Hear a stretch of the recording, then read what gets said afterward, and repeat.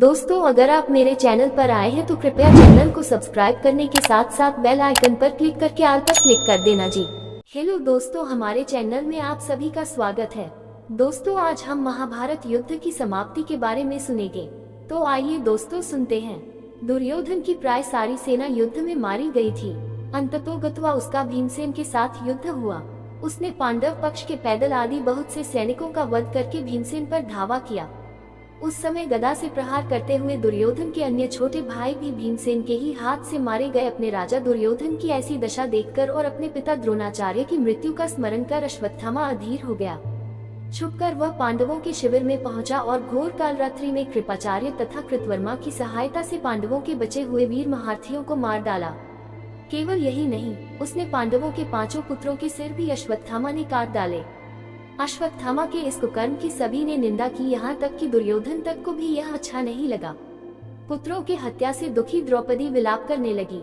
उसके विलाप को सुनकर अर्जुन ने उस नीच कर्म हत्यारे ब्राह्मण के सिर को काट डालने की प्रतिज्ञा की। अर्जुन की प्रतिज्ञा सुन अश्वत्थामा भाग निकला। श्री कृष्ण को सारथी बनाकर एवं अपना गांडीव धनुष लेकर अर्जुन ने उसका पीछा किया। अश्वत्थामा को कहीं भी सुरक्षा नहीं मिली तो भय के कारण उसने अर्जुन पर ब्रह्मास्त्र का प्रयोग कर दिया। अश्वत्थामा ब्रह्मास्त्र को चलाना तो जानता था पर उसे लौटाना नहीं जानता था। उस अति प्रचंड तेजों में अग्नि को अपनी ओर आता देख अर्जुन ने श्री कृष्ण से विनती की, हे जनार्दन, आप ही इस त्रिगुणमयी सृष्टि को रचने वाले परमेश्वर हैं। सृष्टि के आदि और अंत में आप ही शेष रहते हैं। आप ही अपने भक्तजनों की रक्षा के लिए अवतार ग्रहण करते हैं। आप ही ब्रह्मा स्वरूप हो रचना करते हैं। आप ही विष्णु स्वरूप हो पालन करते हैं और आप ही रुद्र स्वरूप हो संहार करते हैं। आप ही बताइए कि यह प्रचंड अग्नि मेरी ओर कहां से आ रही है और इससे मेरी रक्षा कैसे होगी। श्री कृष्ण बोले, हे अर्जुन, तुम्हारे भय से व्याकुल होकर अश्वत्थामा ने ये ब्रह्मास्त्र तुम पर छोड़ा है। इससे बचने के लिए तुम्हें भी अपने ब्रह्मास्त्र का प्रयोग करना होगा, क्योंकि अन्य किसी अस्त्र से इसका निवारण नहीं हो सकता।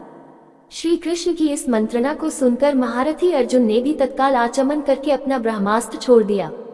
दोनों ब्रह्मास्त्र परस्पर भिड़ गए और प्रचंड अग्नि उत्पन्न होकर तीनों लोगों को तप्त करने लगी। उनकी लपटों से सारी प्रजा दग्ध होने लगी। इस विनाश को देखकर अर्जुन ने दोनों ब्रह्मास्त्रों को लौटाकर शांत कर दिया और झपट कर अश्वत्थामा को पकड़कर बांध लिया।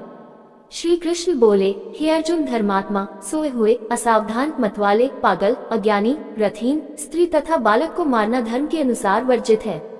इसने धर्म के विरुद्ध आचरण किया है। सोए हुए निरपराध बालकों की हत्या की है। जीवित रहेगा तो पुनः पाप करेगा। तत्काल इसका वध करके और इसका कटा हुआ सिर द्रौपदी के सामने रखकर अपनी प्रतिज्ञा पूरी करो। श्री कृष्ण के इन शब्दों को सुनने के बाद भी धीरवान अर्जुन को गुरुपुत्र पर दया ही आए और उन्होंने अश्वत्थामा को जीवित ही शिविर में ले जाकर द्रौपदी के सामने उपस्थित किया। पशु की तरह बंधे हुए गुरुपुत्र को देखकर ममता में द्रौपदी का कोमल हृदय पिघल गया।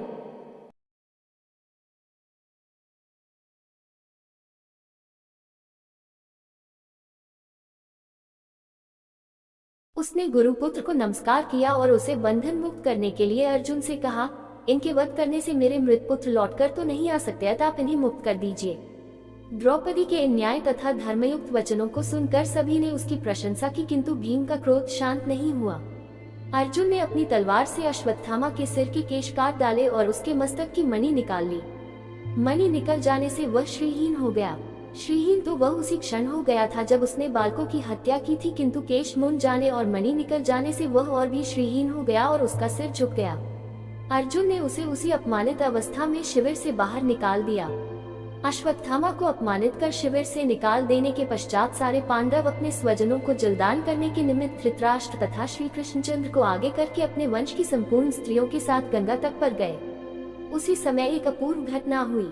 उन्होंने देखा कि उनकी वधू उत्तरा ने व्याकुल स्वर में कहा कि मुझे बचाओ, मुझे बचाओ, मेरी रक्षा करो, आप योग योगेश्वर हैं, देवताओं के भी देवता हैं, संसार की रक्षा करने वाले हैं, आप सर्वशक्तिमान हैं। ये देखिए, प्रज्वलित लोहे का बाण मेरे गर्भ को नष्ट न कर दे।